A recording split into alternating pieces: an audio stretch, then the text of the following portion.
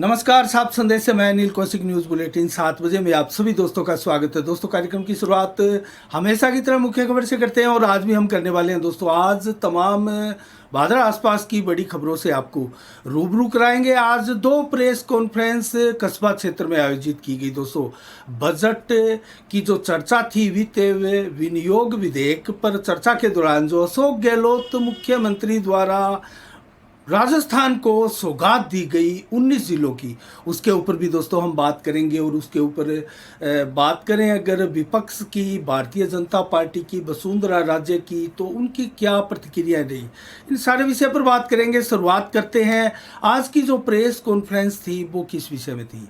आज की एक प्रेस कॉन्फ्रेंस 2 बजे बुलाई गई थी बजरंग सहारण, युवा नेता, किसान नेता द्वारा। और दोस्तों, इस प्रेस कॉन्फ्रेंस में जो फसल बीमा क्लेम को लेकर भादरा क्षेत्र में लगातार किसानों के बीच जो एक दुखदायी स्थितियां बनी है, 1800 पॉलिसियां अभी हाल ही में उनकी निरस्त कर दी गई थी। और बलवान पुनिया द्वारा भी कल जिस प्रकार से कृषि आयुक्त द्वारा आश्वासन दिया गया था जल्द इसका निराकरण करने और 30 अप्रैल तक कुछ किसानों के फसल बीमा क्लेम को जारी करने की बातें कही गई थी, उन सारे बातों को लेकर आज बजरंग सहारण ने प्रेस कॉन्फ्रेंस आयोजित की गई थी।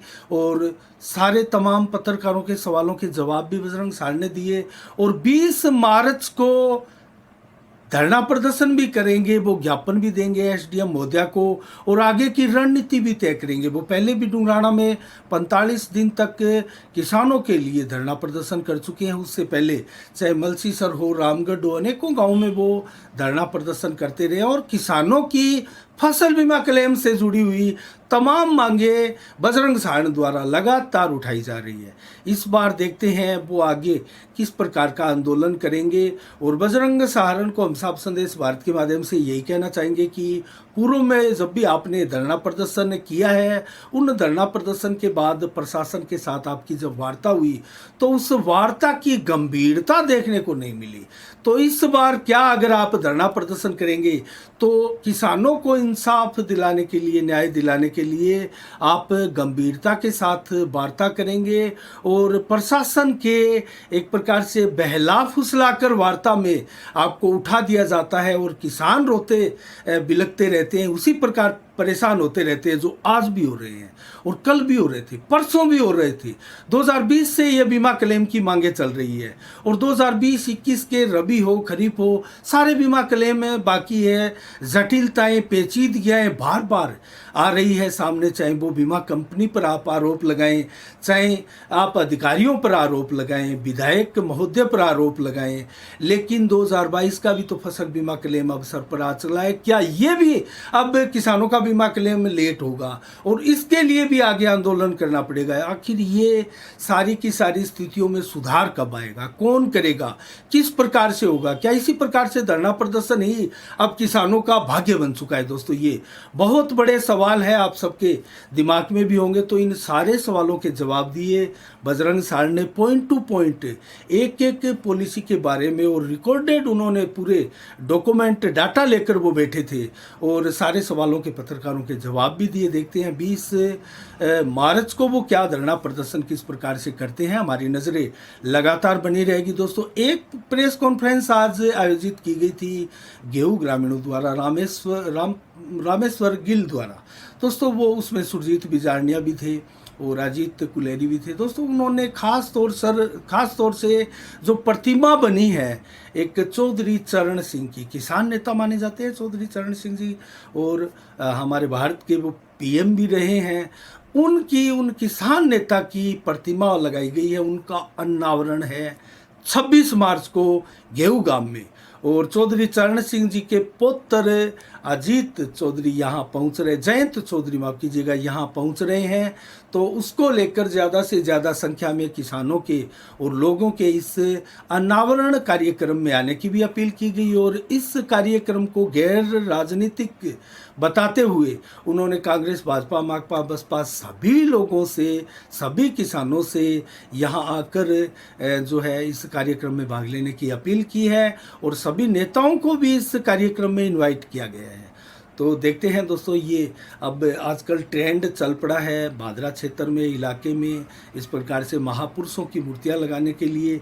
मोती प्लेस के पास भी एक हेमू कलानी की, जो कि शहीद है सिंधी समाज के दोस्तों, उनकी जो यहाँ चौक की प्रक्रियाएँ निर्माणाधीन है और विधिवत रूप से उनको इसकी मंजूरी मिली है। उससे पहले भी आप याद करें तो सरसा बाईपास पर दक्ष प्रजापति चौक रातों रात बना दिया गया था, दिन में प्रशासन द्वारा उसको फिर तोड़ा गया। तो दोस्तों, इस प्रकार के अनेकों चौक की प्रक्रियाएं निर्माणाधीन है, विधिवत रूप से इसकी प्रक्रिया होती है दोस्तों। और किसी भी प्रकार की हाईवे पर, सड़क के बीच में मूर्ति लगाना तो कहीं ना कहीं कोर्ट द्वारा इसकी अनुमति नहीं है कहीं भी किसी प्रकार से, और नगर पालिका भी इसके लिए अनुमति नहीं दे सकती है। लेकिन इसकी एक प्रक्रिया होती है, प्रक्रिया के तहत राजस्थान सरकार से इसके पास प्रस्ताव जाता है और उस प्रस्ताव के ऊपर हिसाब से अमल भी होता है। जिस प्रकार की प्रक्रिया वो होती है उससे गुजरना पड़ता है। उसको लेकर तो दोस्तों ये एक प्रेस कॉन्फ्रेंस थी, वो चौधरी चरण सिंह जी की प्रतिमा के अनावरण को लेकर थी। अब दोस्तों हम बात करेंगे आज जिस प्रकार से कल जो वित्त विनियोग विधेयक पर चर्चा के दौरान मुख्यमंत्री अशोक गहलोत द्वारा जबरदस्त सौगात दी गई और कहीं ना कहीं भारतीय जनता पार्टी के खेमे में जाकर मास्टर स्ट्रोक लगा दिया है। और इसे मास्टर स्ट्रोक क्यों ना कहें, आज तक पूरे देश में इस प्रकार की एक साथ 19 जिलों की घोषणा कहीं नहीं हुई। राजस्थान में खुशियां मनाई जा रही है और कहीं ना कहीं सत्ता पक्ष और विपक्ष के सभी विधायक जिन जिन के क्षेत्रों में जिनको जिले की सौगात मिली है वो खुशियां मना रही हैं। लेकिन यहाँ भी कई सवाल खड़े होते हैं दोस्तों, क्या इसके अंदर बजट में जिलों के लिए क्या प्रावधान रखे गए थे? 2000 करोड़ रुपए का इसमें बजट रखा गया था। संभाग हो, 3 संभाग बनाए गए हैं, बांसवाड़ा, पाली और सीकर के रूप में। अब टोटल संभाग की संख्या जो है वो 10 हो चुकी है और जिलों की संख्या वैसे 52 और वैसे 50 हो चुकी है। 50 कैसे हुई है, 52 कैसे हुई है दोस्तों, इसके बारे में भी आपको बताएंगे। जो नए जिले बनाए गए हैं, अनूपगढ़, बालोतरा, ब्यावर, डिंग, दुदू, गंगापुर सिटी, केकड़ी, खैरथल, कोटपुतली, नीमका थाना, फलोदी और सलेम्बर के अलावा सांसौर, शाहपुरा, डीडवाना, उत्तर जयपुर और दक्षिण जयपुर, जोधपुर पूर्व और जोधपुर पश्चिम के रूप में जिले जो है पट्टोदी वो जिले जो है वो देखने को मिले हैं। 19 जिले और कुल जिलों की संख्या अब वैसे कहें तो 50 राजस्थान में पहुंच चुकी है। तो 50 कैसे हैं मैं आपको बताऊं तो 33 पुराने ज़िले हैं, 33, और नए ज़िले 19 बने हैं। इस लिहाज से इसका योग करें तो 52 होता है। लेकिन 50 की बातें क्यों कही जा रही है, मगर कुल ज़िले 50 इसलिए कहे जा रहे हैं और सभी के दिमाग में ये डाउट होगा और होना लाजमी है। जयपुर व जोधपुर जिलों को क्रमश 2 भागों में उत्तर और दक्षिण में विभाजित करके ये जो ज़िले हैं वो बनाए गए हैं। तो जयपुर व जोधपुर को 4 जिलों में विभाजित कर दिया गया है, बांट दिया गया है और जयपुर के 4 टुकड़े हुए हैं जबकि जोधपुर के 3 टुकड़े हुए हैं। एक प्रकार से जोधपुर को तो जो पुराना जोधपुर थी और प्राचीन उसकी जो एक पहचान थी दोनों की, जयपुर की हम मान सकते हैं, एक प्रकार से इससे मिट सी जाएगी। तो कुल मिला के कुल 65 जिलों की डिमांड थी। 60 जिलों के पूरे डाटा रामलू भाया कमेटी के सामने पेश किए गए थे और लगभग अगर बात करें तो 14-15 साल पहले प्रतापगढ़ को 2008 में जिला बनाया गया था। अंतिम जिला हनुमानगढ़ भी लगभग 14 वर्ष हो गए हैं जिला गठित हुए हैं। तो ये प्रक्रिया है और जयपुर और जोधपुर को काट दे तो यहाँ 20 माफ कीजिएगा 50 जिलों का योग जो है वो बैठता है। तो इस प्रकार से भादरा को क्या मिला और विधायक बलवान पुनिया भी कल इसको लेकर लाइव आए थे। बड़ा एक प्रकार से खुशी के मारे उनकी जो अभिव्यक्ति थी वो देखते ही बनती थी और खुशी के मारे विधायक बलवान पुनिया ने जो लाइव आकर बातें कही थी उससे एक चीज़ तो तय है, विकास के प्रति बड़े ललायित दिखाई दे रहे हैं हमारे क्षेत्र के विधायक बलवान पूनिया, और विकास के लिए भरपूर प्रयास भी वो कर रहे हैं दोस्तों। और कोई भी विधायक को अपने विधानसभा क्षेत्र के लिए ईमानदारी से विकास के प्रयास उसको करने ही होते हैं, और वो करते ही हैं। वो अपना 100% हर विधायक देने का प्रयास करते हैं। ये अलग बात है कि कुछ विधायक हो सकता है अपना मार्ग भटक जाए और उनका लक्ष्य भी हो सकता है दूसरा हो जाए, चेंज हो जाए। और बलवान पूनिया भी लगभग 4 साल के बाद में इस प्रकार से ललायित दिखाई दे रहे हैं। उससे पहले ज़रूर सड़कों का कुछ काम हुआ है, शिक्षा के क्षेत्र में भी कुछ काम हुआ है। विकास की गति जो है कुल मिला के संतोषजनक भादरा विधानसभा में हम मान सकते हैं। इस बार क्या मिला, जो ये वित्त विनियोग विधेयक पर चर्चा के दौरान जो मुख्यमंत्री अशोक गहलोत ने घोषणाएं की, उसमें C65 अंडर ब्रिज, C65 जो सावा रेलवे फाटक आप देख सकते हैं, इसको C65 अंडर ब्रिज रेलवे फाटक कहते हैं। इसके ऊपर अंडर ब्रिज के लिए 5 करोड़ रुपए की घोषणा हुई है, पास हुई है। तो क्या ये बनेगा, क्योंकि अभी 7-8 महीने का समय है, ये बड़े सवाल है। और 10 करोड़ कोर्ट कॉम्प्लेक्स निर्माण के लिए भी भादरा में मिले हैं, बहुत बड़ी सौगात है। इसके अलावा चाहे बात करें सागड़ा से बांडा हेडी 7.9 किलोमीटर की सड़क जो है 3.16 करोड़ अर्थात 3 करोड़ 16 लाख का इसमें बजट भी दिया हुआ है। मलसीसर से गेहूं की भी 9 किलोमीटर की जो सड़क है वो भी पास हुई है, 3 करोड़ 60 लाख का इसमें भी बजट दिया गया है। तो ये सौगात एक बार फिर से भादरा को मिली है।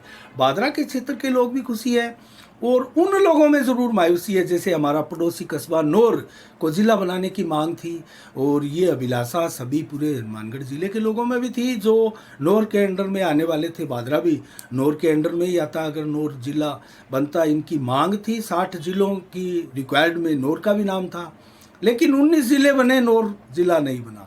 ये दुर्भाग्य भी है, और ऐसा दुर्भाग्य जिन जिलों को नहीं बनाया गया, जहाँ से डिमांड थी, उन नेताओं में भी है, उन क्षेत्र के लोगों में भी है। अब हम मुद्दे की बात करते हैं इसी विषय को लेकर। दोस्तों 2000 करोड़ का बजट रखा गया था, और लगभग एक जिले की पूरी रिक्वायर्ड को पूरा करने के लिए 1000 करोड़ रुपए की आवश्यकता पड़ती है। उस लिहाज से संभाग का छोड़ दीजिए, जिलों की बात करें तो 19,000 करोड़ रुपए चाहिएंगे। वो कहाँ से आएंगे? 2000 करोड़ का बजट में प्रावधान रखा था, बाकी से 17,000 करोड़ रुपए कहाँ से आएंगे? क्या फिर ये एक प्रकार से डकोसला है योजना? क्या इसको इम्प्लीमेंट नहीं किया जाएगा? अगर किया जाएगा तो कैसे किया जाएगा? इसके बजट का प्रावधान कहीं भी किसी कागज़ों में मुख्यमंत्री द्वारा, किसी भी सरकार के नुमाइंदे द्वारा इसका खुलासा नहीं किया गया है। और बात करें विपक्ष की वसुंधरा राजे सिंधिया की, तो उन्होंने भी अपनी फेसबुक वाल से भी स्पष्ट रूप से कहा है कि कांग्रेस सरकार की नई घोषणाएं अपने व्यक्तिगत राजनीतिक स्वार्थों की पूर्ति करने का ही एकमात्र प्रयास है, और राजस्थान के पूरे अर्थतंत्र को दांव पर लगा दिया गया है, ऐसा वसुंधरा का मानना है। और जिसका खामियाजा आने वाले वर्षों में प्रदेश की जनता को भुगतना पड़ेगा, ऐसा भी कहा है। और जिले बनाने की प्रक्रिया के कई महत्वपूर्ण तथ्यों को नज़रअंदाज किया गया है, ऐसा वसुंधरा राजे सिंधिया का कहना है। और नए जिलों में एक प्रकार से सुगमता आनी चाहिए, नए जिले बनते हैं, लेकिन जटिलताएं, प्रशासनिक जटिलताएं आने वाली है, इसमें कतई कोई दो राय नहीं है, क्योंकि पैमानों के साथ छेड़खानी की गई है और बजट का राजनीतिकरण किया गया है, जो कि दुर्भाग्यपूर्ण है। ऐसा एक प्रकार से मिली जुली प्रतिक्रियाएं आई है, फेवर में भी आई है और विपक्ष में भी आई है। तो इस प्रकार से हम बात करें तो एक ज़िले के दौरान कलेक्टर का भी ऑफिस होगा, कार्यालय होगा, उनकी नियुक्ति होगी, कहाँ से कलेक्टर आएंगे, उनका स्थानांतरण भी करना होगा, एसपी का कार्यालय भी होगा, और सभी 19 जिलों में ऐसे नए कोर्ट भी खोलने पड़ेंगे, और 6 महीनों के भीतर लगाने होंगे 19 जिलों के निर्वाचन अधिकारियों को भी दोस्तों। और भू राजस्व अधिनियम में एक प्रकार से संशोधन की अधिसूचना भी जारी करनी होगी, और देश के इतिहास में ये पहली बार हुआ है, ये हम पहले भी आपको बता चुके हैं। अब तक इतने ज़िले एक साथ कहीं नहीं बने जितने राजस्थान में एक साथ में बने हैं। तो कुल मिला के जिलों की रिक्वायर्ड कैसे अशोक गहलोत पूरी करेंगे। मात्र 6-7 महीनों का समय है, तो इन महीनों में क्या क्या करेंगे। सौगात पर सौगात राजस्थान की जनता को दी जा रही है, खुशियां पर खुशियां दी जा रही है। कहीं इन खुशियों को कहीं ग्रहण न लग जाए और इन खुशियों में कहीं कोई मायूसियाँ या परेशानियों के सबब वाला कोई पेच ना फंस जाए। दोस्तों, जैसा ओपीएस में फंस गया था, जो एनपीएस ओपीएस का मामला था कर्मचारियों का, उसमें जो केंद्र और राज्य की लड़ाई थी, कहीं ऐसे पेच ना फंस जाए। पैसों का प्रावधान कहाँ से होगा, ये तो सरकार ही अच्छी तरीके से बताएगी। दोस्तों, आज के लिए इतना ही। आज क्या खास विशेष दिवस है। 18 मार्च को आयुध निर्माण दिवस आज के दिन दोस्तों मनाया जाता है। 2017 में योगी आदित्यनाथ उत्तर प्रदेश के 21वें सीएम आज ही के दिन बने थे और फिल्मी हीरो शशि कपूर का 1938 में आज ही के दिन जन्म हुआ था और पंजाबी गायक बब्बू मान का जन्म भी 1975 में आज ही के दिन हुआ था। और आज ही के दिन अगर मौसम का मिजाज मैं आपको बताऊं तो मौसम पलटी मार चुका है। 2-3 दिन तक ऐसा ही मौसम रहने वाला है। आज भादरा में भी हल्की बरसात हुई है, आसपास भी बरसात की सूचनाएं थी। हमने कल भी आपको बताया था, मौसम विभाग का अनुमान था। कुल मिला के आज मौसम का अनुमान अगर लगाए तो 18 से 27 डिग्री टेम्परेचर मैक्सिमम आज रहा है, जैसा कि कल भी संभावना थी। 7 से 29 किलोमीटर की रफ्तार से हवाएं और लगभग 70 से 100% बादल आसमान में दिन भर भी छाए रहे, रात्रि को भी छाए रहेंगे। तो 19 मार्च को कल कैसा रहेगा मौसम का मिजाज। 17 से 24 डिग्री टेम्परेचर दिन में, 25 से 28 डिग्री टेम्परेचर कल दोपहर को होगा। कुछ थोड़ा सा टेम्परेचर चढ़ेगा, 23 से 27 डिग्री दोपहर देर शाम को रहेगा। 7 से 14 किलोमीटर की रफ्तार से हवाएं चलेगी। रात्रि को 18 से 19 डिग्री टेम्परेचर रहेगा। 7 से 11 किलोमीटर की रफ्तार से हवाएं चलेगी। लगभग 60, 70 से 100% बादल आसमान में छाई रहेंगे। और 20 मार्च को भी लगभग 6 mm बरसात और आंधी तेज हवाएं चलने की संभावनाएं हैं। तो 2-3 दिन तक है अभी बारिश का, बरसात का सा मौसम बना रहेगा। आज के लिए इतना ही। कल ठीक शाम 7 बजे फिर आपसे रूबरू होंगे नई खबरों के साथ, नई समीक्षा के साथ। तब तक के लिए आप अपना बहुत बहुत ख्याल रखिएगा। मुझे दीजिएगा इजाज़त। आप संदेश से मैं अनिल कौशिक। नमस्कार। जय भारत, जय जय राजस्थान।